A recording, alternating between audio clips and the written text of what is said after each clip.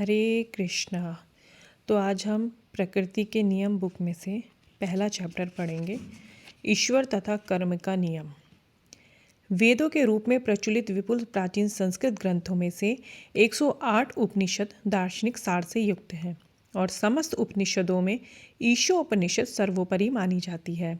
सन 1968 में श्रीला प्रभुपाद द्वारा ईशोपनिषद पर दी गई वार्ताओं पर आधारित इस निबंध में हम परमेश्वर विषयक सत्य, उनके भौतिक तथा आध्यात्मिक शक्तियों को नियमित करने वाले नियमों तथा कर्म के बंधन को तोड़कर मुक्त होने के विषय में जानकारी पाते हैं।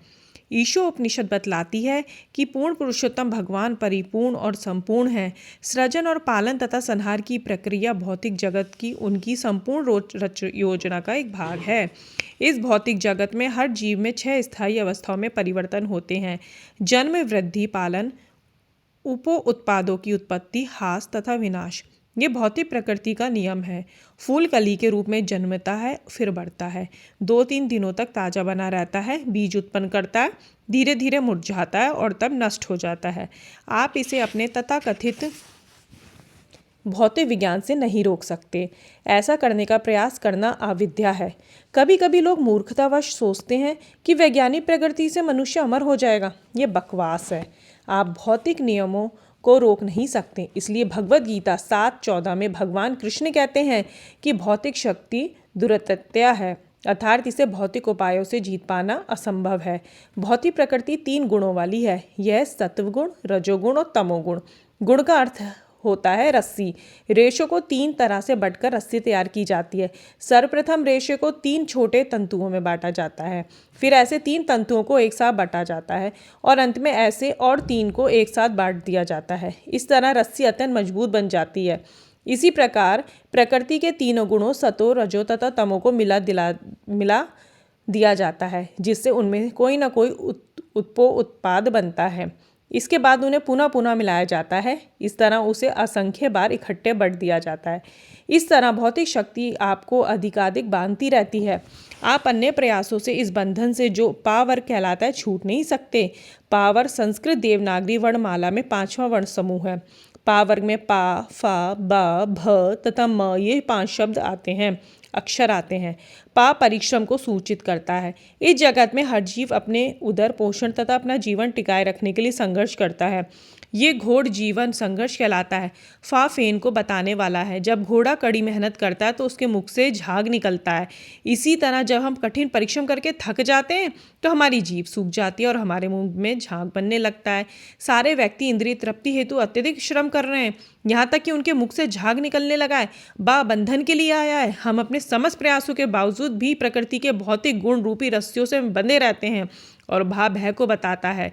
भौतिक जीवन में मनुष्य भय की प्रज्वलित अग्नि में जलता रहता है, क्योंकि कोई ये जानता ही नहीं है कि आगे क्या होगा। और माँ, वो तो मृत्यु का सूचक है। इस जगत में सुख तथा सुरक्षा की हमारी सारी आशाएं तथा योजनाएं मृत्यु के द्वारा चौपट हो जाती हैं। इस तरह कृष्ण भावनामृत इस पावर विधि को ध्वस्त कर देता है। दूसरे शब्दों में, कृष्ण भावनामृत ग्रहण करने पर मनुष्य को अपावर्ग प्राप्त होता है, जिसमें ना तो तीव्र जीवन संघर्ष रहता है, ना भौतिक बंधन, ना भय और ना मृत्यु रहते हैं। पा वर्ग इस भौतिक जगत का लक्षण बताने वाला है, किंतु जब उसमें आ उपसर्ग जोड़ दिया जाता है तो उसका अर्थ होता है पा वर्ग ध्वस्त हो गया है। हमारा कृष्ण भावनामृत आंदोलन अपर्व का मार्ग है। दुर्भाग्यवश लोग इस बातों को नहीं जानते, फलतः वे अपना जीवन व्यर्थ गंवा रहे हैं। यह आधुनिक सभ्यता आत्मा की हत्या करने वाली सभ्यता है। लोग अपनी ही हत्या किए जा रहे हैं, क्योंकि वे ये नहीं जानते कि असली जीवन क्या है। वे मात्र पशुओं की तरह जी रहे हैं। पशु ये नहीं जानता कि जीवन क्या है। फलतः वह क्रमिक विकास करते हुए प्रकृति के नियमों के अधीन कार्य करता है। किंतु जब आपको ये मनुष्य का जीवन मिल जाता है तो आपकी जिम्मेदारी भिन्न तरीके से जीवित रहने की हो जाती है। यहाँ पर आपको कृष्ण भावना भावित बनने का तथा सारी समस्याओं को हल करने का अवसर मिलता है। किंतु यदि आप ऐसा नहीं करते हैं, यदि आप पशु की तरह ही कार्य करते हैं, तो आपको पुनः जन्म मृत्यु के चक्र में पड़कर 84 लाख योनियों में से होकर देहांतर करना पड़ेगा।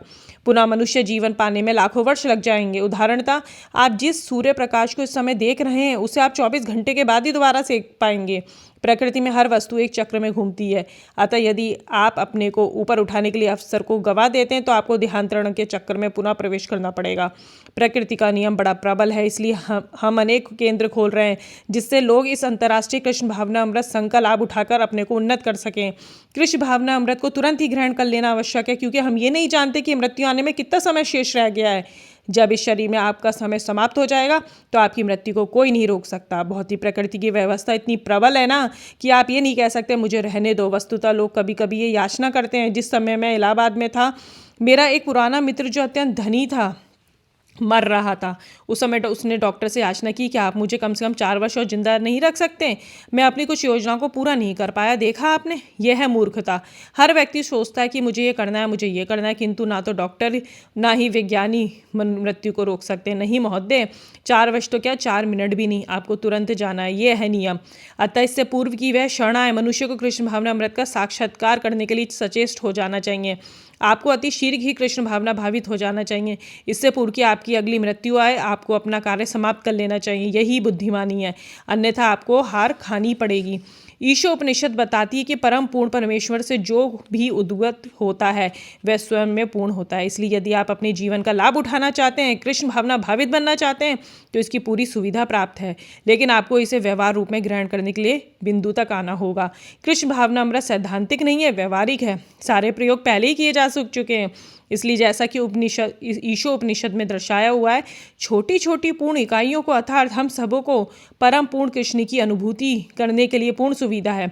हम पूर्ण इकाइयाँ हैं लेकिन लघु हैं। उदाहरणतः एक बड़ी मशीन में एक छोटा पेंच होता है, किंतु इस पेंच की पूर्णता इसमें है कि वह आपको सही स्थान पर लगा हो, अपने सही स्थान पर लगा हो, तभी उसका महत्व है। किंतु यदि वह मशीन से खुलकर फर्श पर गिर जाए तो उसका कोई महत्व नहीं रहता। इसी तरह जब हम कृष्ण से जुड़े रहते हैं तब तक हम पूर्ण हैं, अन्यथा हम व्यर्थ हैं। पूर्ण की अनुभूति होने का अर्थ यह अनुभव करना है कि पूर्ण के साथ हमारा संबंध क्या है।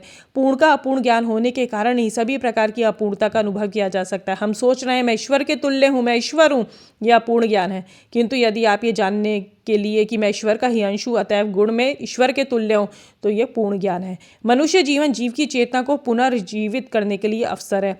अतः आप कृष्ण भावनामृत की विधि से इस पूर्ण चेतना को पुनर्जीवित कर सकते हैं। किंतु यदि आप इस पूर्ण सुविधा का लाभ नहीं उठाते तो आप अपने को मार रहे हैं, आत्महत्या कर रहे हैं। ईशोपनिषद में कहा गया, आत्मा के हंता को वे चाहे जो भी हो इस ऐसे लोगों में प्रवेश करना पड़ता है जिन्हें अश्रद्धा, पूर्ण अंधकार तथा ज्ञान का जगत कहा जाता है।